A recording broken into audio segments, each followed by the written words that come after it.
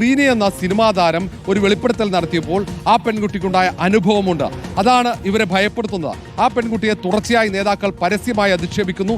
അതിനപ്പുറത്തേക്ക് സൈബർ സംഘങ്ങൾ ആ പെൺകുട്ടിയെ വേട്ടയാടുന്നു, മന്ത്രിമാർക്കൊപ്പമുള്ള ചിത്രങ്ങൾ പ്രചരിപ്പിക്കുന്നു, മറ്റ് മോശമായി വസ്ത്രം ധരിച്ചെന്ന് ജനപ്രതിനിധികൾ തന്നെ ആക്ഷേപിക്കുന്ന സാഹചര്യമുണ്ട്. ആ സാഹചര്യം തങ്ങൾക്കും വരുമോ എന്നതാണ് ഇവരെയൊക്കെ ആശങ്കപ്പെടുത്തുന്നത്. പലരും അവരുടെ പിന്നീടുണ്ടാകുന്ന അതിൻ്റെ പ്രത്യാഘാതം, പിന്നീട് ജീവിക്കാൻ പറ്റാത്ത സാഹചര്യം വരുമോ എന്നതടക്കമാണ് അവരെ സംബന്ധിച്ചിടത്തോളം ആശങ്ക. ആ ആശങ്ക ഒന്നുകൊണ്ട് മാത്രമാണ് രാഹുൽ മാങ്കൂട്ടത്തിൽ MLA-ക്കെതിരെ ഇവരൊന്നും പരാതിയുമായി രംഗത്തിറങ്ങാത്തത്.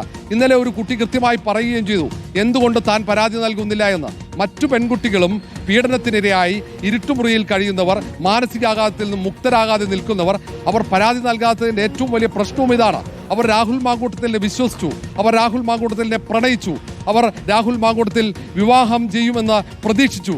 ആ പ്രതീക്ഷയോടെ നിന്നവരെ ലൈംഗിക ബന്ധത്തിൽ ഏർപ്പെട്ട് അവരെ ഗർഭിണിയാക്കി അവരെ ഉപേക്ഷിക്കുമ്പോൾ അവർക്കുണ്ടാകുന്ന മാനസികാഘാതം, ആ മാനസികാഘാതത്തിൽ അവർ മുക്തരായിട്ടില്ല.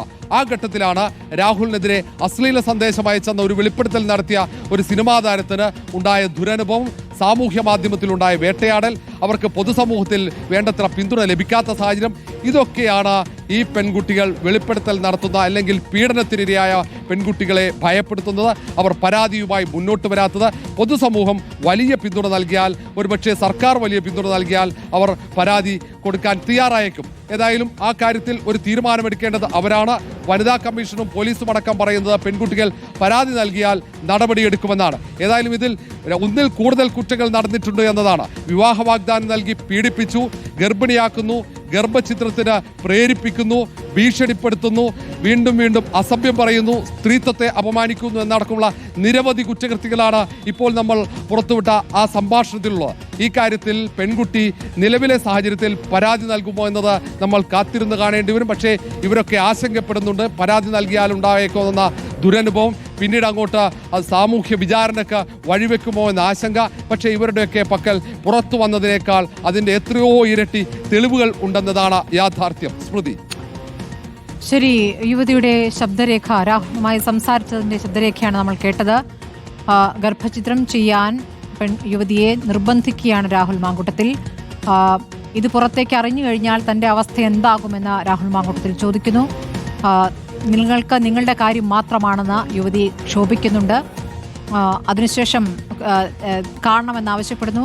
കാണുന്നത് എന്തിനാണ്, തന്നെ കൊല്ലാനാണോ എന്ന് ചോദിക്കുന്നു. അപ്പോൾ രാഹുൽ മാങ്കൂട്ടത്തിലെ മറുപടി, കൊല്ലാനാണെങ്കിൽ തനിക്കത് സാധ്യമാണല്ലോ, തനിക്കത് സാധിക്കുമല്ലോ, താൻ അങ്ങനെ ചെയ്യുമോ എന്നാണ് ചോദിക്കുന്നത്. പക്ഷേ തനിക്ക് സാധ്യമാകും എന്ന് പറയുന്നത് എന്ത് അധികാരത്തിൻ്റെ ബലത്തിലാണെന്നൊരു ചോദ്യം അവിടെ നിൽക്കുന്നുണ്ട്. യുവതിയെ ഭീഷണിപ്പെടുത്തിയും അപേക്ഷിച്ചുമൊക്കെയുള്ള പ്രതികരണമാണ് ഇതിൽ കണ്ടത്.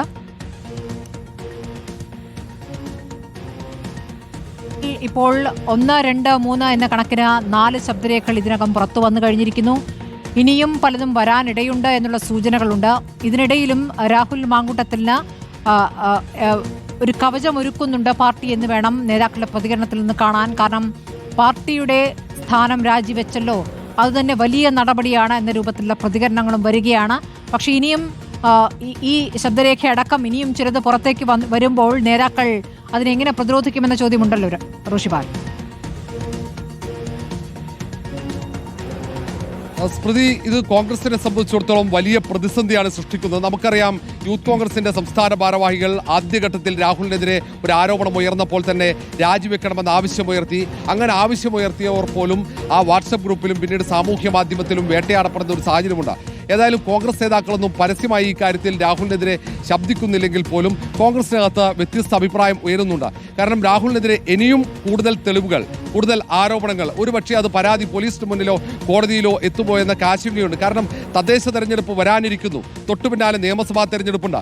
2 തെരഞ്ഞെടുപ്പുകളും കോൺഗ്രസിനെയും UDF-നെയും സംബന്ധിച്ചിടത്തോളം ഏറ്റവും നിർണായകമാണ്. ഇപ്പോൾ തന്നെ എതിരാളികൾക്ക് വലിയ രാഷ്ട്രീയ ആയുധമാണ് രാഹുലിനെതിരെ ഉയർന്ന ഈ ലൈംഗിക ആരോപണങ്ങൾ. അതവർ കൃത്യമായി ഉപയോഗിക്കുകയും ചെയ്യും. ഇനി ഏതെങ്കിലും തരത്തിൽ രാഹുൽ മാങ്കൂട്ടത്തിലിനെ സംരക്ഷിച്ചാൽ അത് കോൺഗ്രസ് പാർട്ടിയെ സംബന്ധിച്ചിടത്തോളം വലിയ തിരിച്ചടിക്ക് വഴിയൊരുക്കുമെന്ന ആശങ്കയുണ്ട്. അതുകൊണ്ട് ഏറ്റവും പുതിയ ഈ ശബ്ദം പോലും പുറത്തു വന്ന സാഹചര്യത്തിൽ ഇനി ശക്തമായ നടപടിയിലേക്ക്, ശക്തമായ നിലപാടിലേക്ക് കോൺഗ്രസ് നേതൃത്വം പോകുമോ എന്നതാണ് കാത്തിരിക്കേണ്ടത്.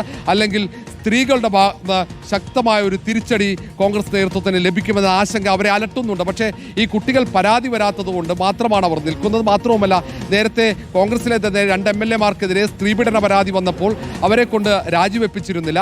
ഈ ഒരു സാഹചര്യവും അവർ മുന്നിലുണ്ട്. മറ്റൊന്ന്, ഇടതുപക്ഷ MLA-മാർ, മുകേഷ് ആകട്ടെ, അങ്ങനെ ഓരോ MLA-മാർ, രാഷ്ട്രീയ നേതാക്കൾ, അവർക്കെതിരെ ആരോപണങ്ങളും പരാതികളും ഉയർന്നപ്പോൾ പോലീസ് കേസെടുത്തപ്പോൾ അവർ രാജിവെച്ചില്ല. ഇതൊക്കെ ഒരു വാദമായി ഉയർത്തുന്നുണ്ട്. ഇതൊക്കെ ഉയർത്തി തൽക്കാലത്തേക്ക് ആരോപണങ്ങളെ പ്രതിരോധിച്ച് മുന്നോട്ട് പോവുകയാണ്. എന്നാൽ പോലും കോൺഗ്രസിലെ പ്രധാനപ്പെട്ട നേതാക്കൾക്കൊക്കെ അമർഷമുണ്ട്. രാഹുൽ മാങ്കൂട്ടത്തിലിനെ സംരക്ഷിക്കണമോ എന്ന കാര്യത്തിൽ ചർച്ചകൾ തുടരും. കാരണം അത്രയും പ്രധാനപ്പെട്ട ശബ്ദങ്ങളും തെളിവുകളും ഓരോ ഘട്ടങ്ങൾ, ഓരോ നിമിഷങ്ങളായി രാഹുലിനെതിരെ വരികയാണ്. ഇനിയും എത്രയോ ആളുകൾ പല മാധ്യമങ്ങളുമായി ബന്ധപ്പെട്ട് അവർ തുറന്നു പറയാൻ, തെളിവുകൾ പുറത്തുവിടാൻ സന്നദ്ധമാകുന്ന ഒരു നിമിഷം കൂടിയാണ്. ഇതൊക്കെ പരാതിയുമായി എത്തുമോ എന്നതാണ്. പരാതിയുമായി വന്നാൽ കടുത്ത നടപടി എന്ന നിലപാടാണ് പരാതിയിലേക്ക് പോകാൻ പെൺകുട്ടികൾ ധൈര്യപ്പെടുമോ എന്നുള്ള ചോദ്യം അവിടെ ഉയരുമ്പോൾ ഇനിയും ശബ്ദരേഖകൾ വരുമോ എന്നുള്ള സാഹചര്യം കൂടി അവിടെ നിൽക്കുകയാണ്. റോഷിപാലാണ് ഇപ്പോൾ ശബ്ദരേഖയും അതിന്റെ വിശദാംശങ്ങളും നൽകിയത്.